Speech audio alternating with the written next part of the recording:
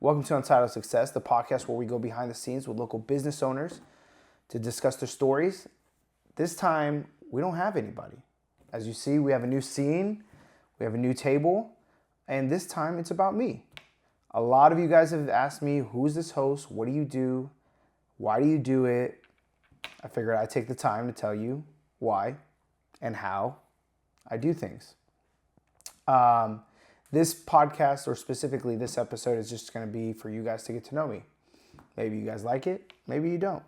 Either way, we have some questions from Instagram and some other people that text me, and we kind of just want to go through it. I'm your host, Tim Towfeless. A little bit background about me. I was born in Anaheim, California. I'm Egyptian. I'm Coptic Orthodox. For those who don't know what that is, it's just Oriental Orthodoxy. I grew up in Fullerton for most of my life. I was my first graduated high school in Corona. I moved out to Corona in like 2006. I used to have a restaurant, or my parents used to have a restaurant. After that, I went to OCC. I graduated from Cal State Fullerton. One thing that most people don't know about me, I don't even know if I really want to say this, but I tried out for X Factor to sing back in 2010. I'm not a great singer in any way, shape, or form, but I love singing. So I've recorded music before. And I think I still have the CD in my car, but that will be kind of tucked away. I graduated in finance and accounting. I love being in front of people. I will take any opportunity it takes, or any opportunity to be in front of people. So like in college, I would give talks about, I used to work for Mass Mutual, so I would go out and give talks at Cal State Fullerton for that. Funny enough, when a few recruits came from different companies, it was AAA, Capital One, or Capital Group, and there was one more, I think it was State Farm. I said I would never in my entire life work at AAA, and I've been working for AAA for 10 years now. I got married in 2018. I've been married for quite some time now. I have a wonderful, crazy, spicy child that many of you guys see on my Instagram often. She tells me what to do. I tell her to kind of go kick rocks, and it doesn't really work out. That's a little bit about me. Let's kind of dive into the questions that you guys posted on Instagram, and I'll go through them. First question, what are your goals and dreams as a host? My goals and dreams as a host is pretty simple for right now. I don't know how it's going to grow in 5-10 years from now, but it's pretty simple.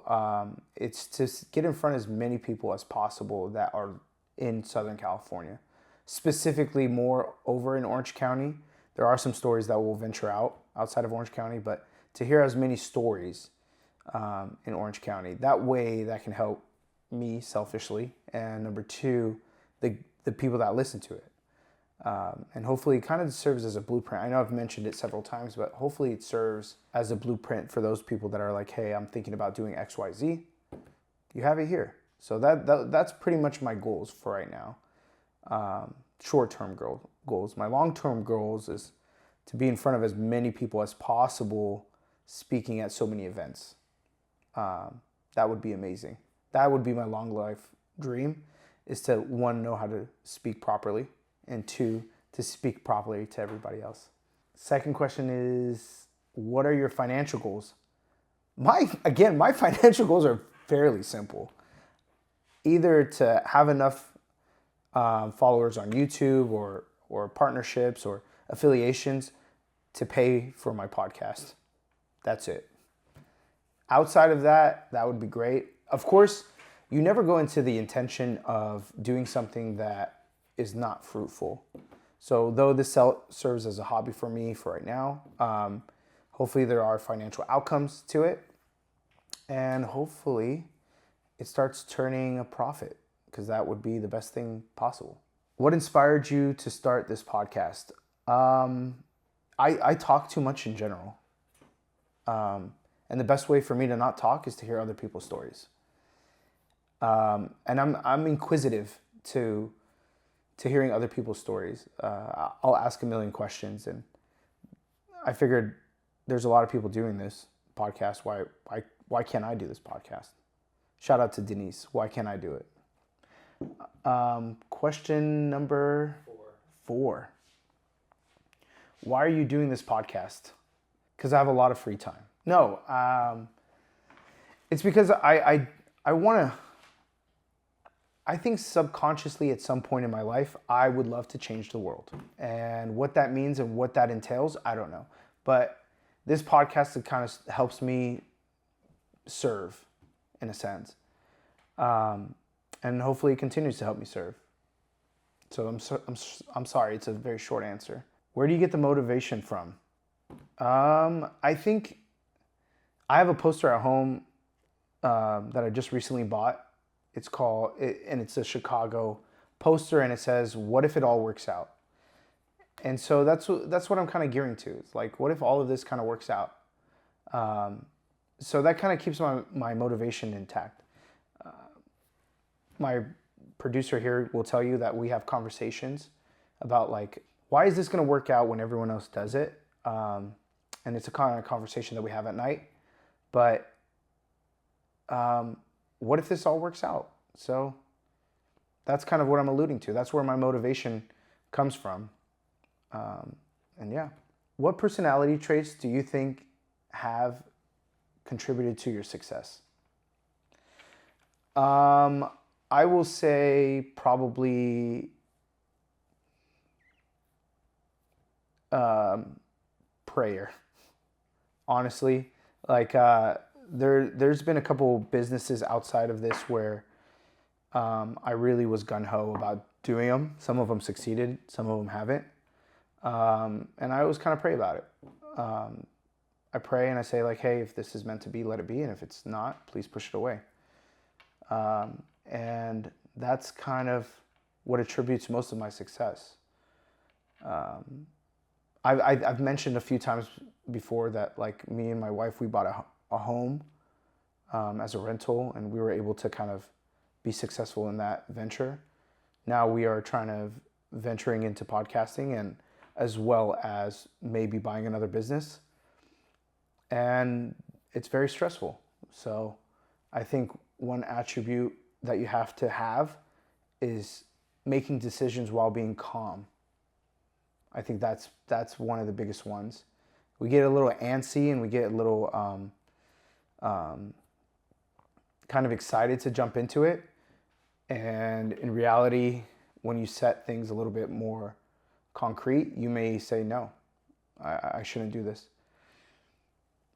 So that's one contribution to my success. What was your childhood like, and how did it connect to what you're doing now? I think I had ADHD as a child. I can tell you that when I was younger, we had bedtime where we sat there with my mother and we would read. We'd read a book, and I would pick Space Jam every single time. And we had like 50 books, and she's like, what do you want to read? Space Jam. And it's because I knew the words, so I didn't have to read, because I had them memorized already, so I didn't have to read. And she would be like, hey, let's pick another book. I'm like, no, I don't want another book. So I will say persistence. I'm very persistent when I want something. Other things that I've done in my childhood is my parents were very adamant in putting me in different classes. Fun fact, I used to do tap dancing. I don't know if you guys care to know that. But I did tap dancing, and my mom would put me in different classes to make sure I experience it all so I could figure out what I like and what I don't like. So the other thing that I would say that's kind of connected to me today is that I've tried several things to kind of hone into what I really, really like today. Where did your love for cookies start? I think I'm diabetic. I never liked cookies. I never liked sweets. I was always like hot Cheetos, anything to make my eyes bleed, all the way down to you know what bleed. So I've never liked sweets. ever since I started working out like 3-4 times a week, I've craved cookies like you wouldn't believe. And I think it's either one, because I'm burning a lot, or number two, because I'm diabetic. So you guys can just stay tuned until we find out which one it is. So yeah, that's where my love of cookies started. It's just I've been working out, so I just been eating more cookies. How did you become so swaggy? Well, you know, it takes a lot of hard work, a lot of dedication, a lot of giving up Saturday nights to go out Friday nights. So, you know, it doesn't come easy, but, you know, swag is swag. Who were you in high school? Oh, man. Who was I in high school? Got it flipped back on you. I got it flipped back on me. I was the troublemaker and I was the clown. Those are the two things I would say. I really liked making people laugh. But I also was kind of, I don't want to say alone, but I didn't have many friends. So I used being a clown and entertaining people as like kind of my vice of things. As I grew older, probably sophomore, junior year, I was definitely a ladies' man. There's some people I could shout out for that, but maybe not. And that's it, really. Like I didn't really care for studying. Me and my brother cheated on a lot of exams. We had a class together where I would do the homework and give it to him, so he would have it for third period, and then he would copy it, and so that I could have it for fifth period, and then he would do the exams and figure out what exam he had, like because it was A, B, or C, and then he would give me all the answers, so then I would do it the next. I don't know if I'm outing myself, but maybe it's too late for that. But yeah, that's. So I wasn't really a good student, but I wasn't really a bad student. Like I never did drugs. I wasn't that troubled. So that's who I was in high school. What's the one lesson you learned from a bad business move or a tough moment? Okay, well, when we had a restaurant, it failed miserably. It was in 2008, 2009. I think the one thing that I would say is finding the sweet spot between when to close your doors and give up and when to continue to be persistent. I can't give you a definitive answer on how to do that. But when I go back and I look at certain things in my life, a restaurant's a good thing to look at. So if you're going to stick with this business in an economy that's continuing to shrink, I would say maybe continue to downsize yourself or continue to have different dishes that would attract people. That one was very, very, very tough position in my life because I had to grow up pretty quickly and really fast. I was 16 at the time. We had to close our restaurant. We had to move to different places. So it was a really tough part of my life, but it did teach me how to kind of just stay still and just continue walking slowly. So I would say the one thing I learned so far is that learn when to close your doors and when to like continue to persevere through your business. It's a very fine line. It's a very, very fine line. But you need to know when you need to call it quits and when you can continue to move forward. What does success mean to you right now, and how was that definition changed over time? So success for me over time meant that like I had a home, I had a car, I had $1 million in the bank, but God knows $1 million in the bank doesn't do anything for you anymore. But now I've learned how to categorize it. So I've categorized it into like 4 different aspects of my life. Spiritual, family, fitness, and business. And within those categories, there's more categories. But just to give you a high level understanding of all of them. So when I talk about spiritual, I break out these 4 categories every year, and I kind of discuss it with myself and with my wife to see how successful we are. So for me, like spiritually, like would mean full right now is having the ability to serve and having the ability to continue like reading my Bible and listening to sermons and learning Coptic right now because I don't know much of Coptic. Family, successful for family for me would be spending more time with my kid. So she's in an age right now, she's 2.5. So I want to spend more time with her and I want to help her grow because like you spend a week away from her and it feels like she's grown like years. I know it's kind of corny and it sounds kind of silly, but when you're a parent, you know, you'll know.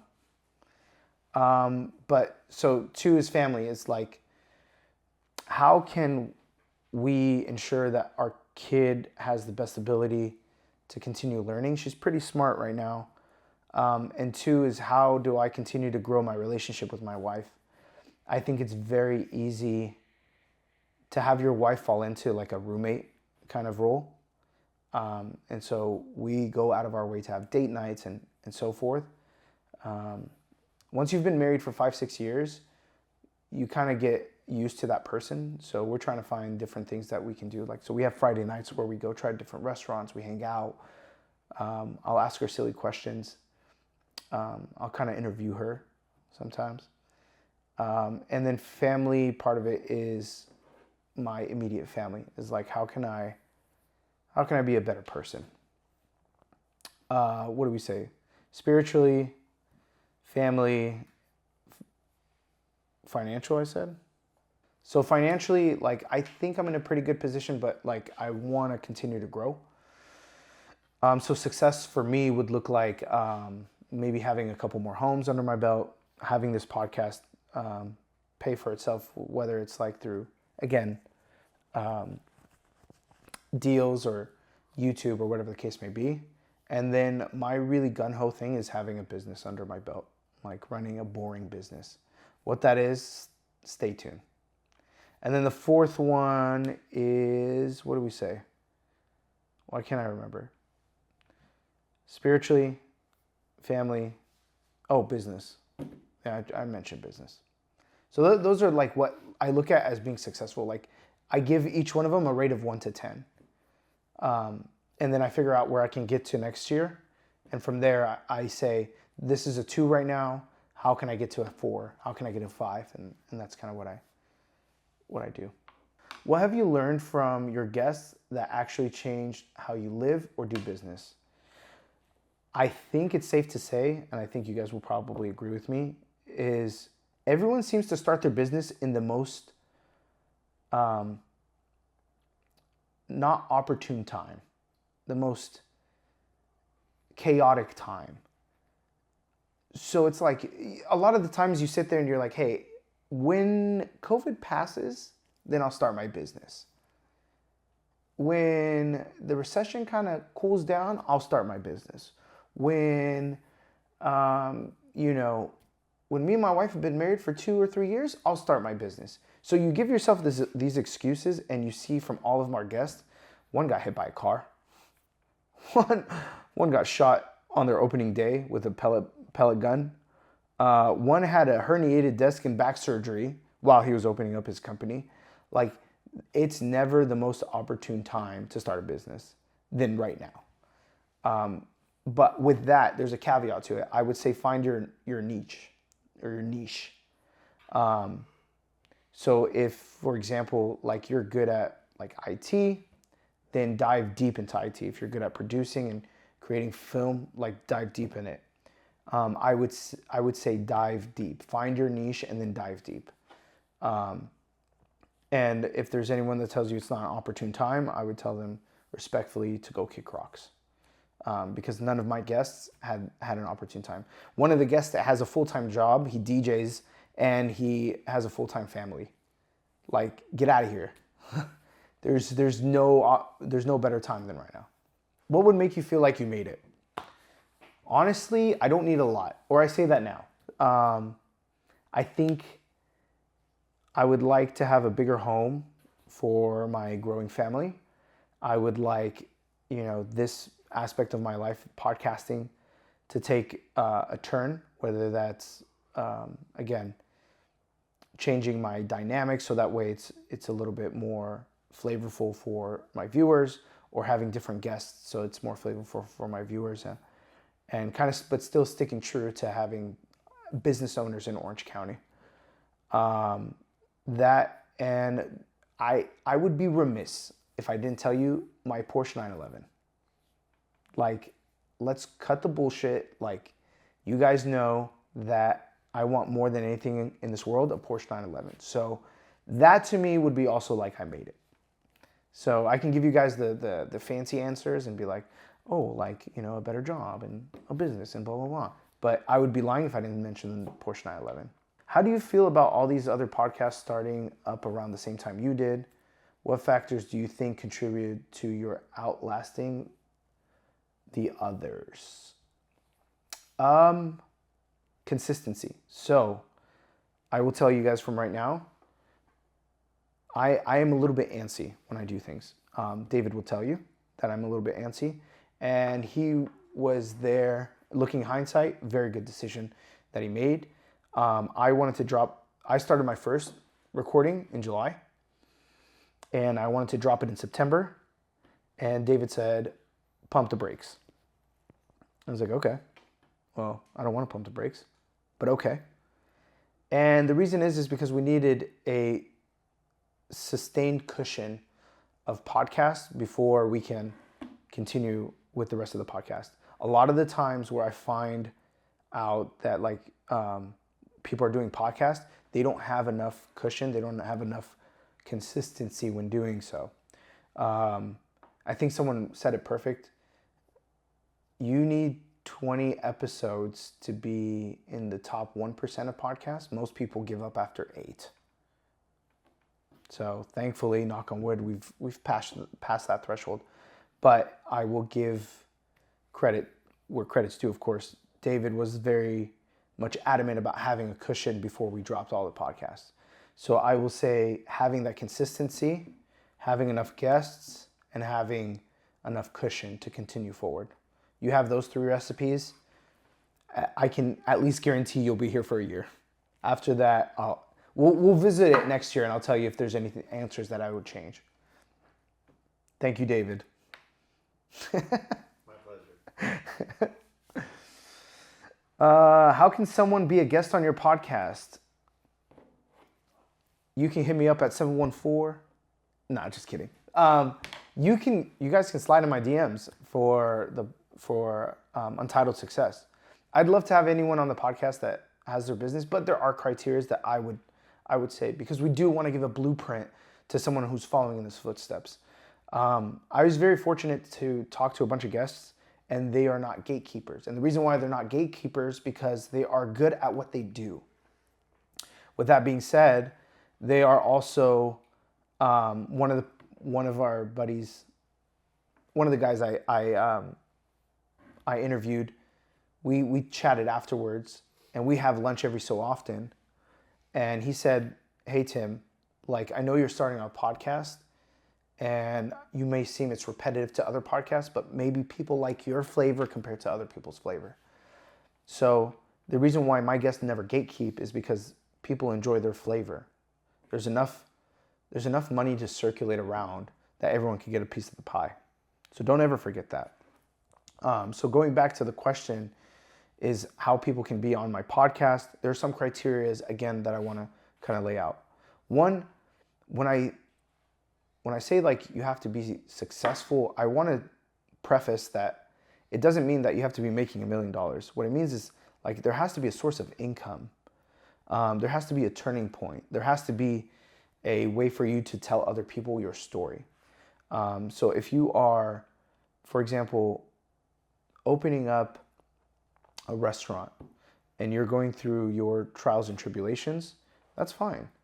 We want to hear at the end of it, how you're turning your profits. So we don't necessarily say that you have to make $1 million in profit, but you got to make some kind of profit so we can show people that hey, this is attainable. And that's kind of what I would say. Who's the one guest that you would absolutely love to have on? Okay, so we'll do 2 parts. In Southern California, I would like to interview the person who owns Segerstrom South Coast and how he did that. How he managed to own one of the biggest empires in Costa Mesa. How he was able to be responsible, I think, close to 1% of GDP in one small location. So someone from the Segerstrom family. I would love to hear how they built their empire. Again, they are responsible for a large GDP amount that comes straight from South Coast Plaza. Is there one podcast that you wish you could redo or hide from the world? Damn. I wish I could redo episodes 0, because there was a 0 episode, through 4 again, because I'm a little bit more comfortable with the camera. I will say probably in like a year and a half, I'll probably say the entire podcast. I'm a little bit more comfortable in my skin, and I'm asking better questions and able to go back and forth, which I'm normally, like without the camera, able to go back and forth pretty easy. But being in front of the camera is daunting. I don't know how many of you guys experience this. Actually, I will put in the post how many people do on the camera and how many of you guys feel is daunting. So I'll do a poll. So I wish I could do some of the podcasts over again, but probably 1 through. I feel like I didn't do justice to John Sadek. I wish I could do that one over again, but he was kind enough to be our very first episode. I wish I could do justice to our testing episodes. And yeah, so that's the ones I would do. Give us a sneak peek on what's to come season 2 for Untitled Success. Bro, oh, you guys don't even know. Okay, so we have one who does sushi on a boat, on a yacht. And you'll get to hear his story. We have someone who does DJing on the weekend, works a full-time financial job, plus a full-time family with 2 kids. 2 or 3 kids? 2 kids. Like, this dude has no time. Another one, she does Bollywood dancing. And we'll see how that one works out. And another one of the things that you guys mentioned is that you guys want to hear stories from the ground up. That is one thing that, like, a lot of feedback that I got. So we're bringing on someone who's in the med spa space, and he's about a year and a half in. So you'll get to see from the ground up what he's done and what changes he would make being a year and a half in. Sometimes when you're like 6 years into the business, you forget how you started doing things. So you'll get to see that from the ground up. So a little bit of some sneak peek around season 2. Can we submit questions for your guests? Yes. If you want to submit questions to my guests, you can go on info@untitledsuccess.com. Again, that's info@untitledsuccess.com. I'll leave it up here, somewhere here. Anyways, guys, thank you so much for listening to your host, Tim Towfeless, and what he's all about.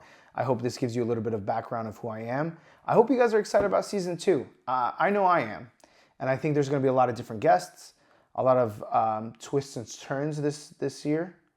And yeah, we'll see you on season 2, episode 2. Until then, we're on the outro.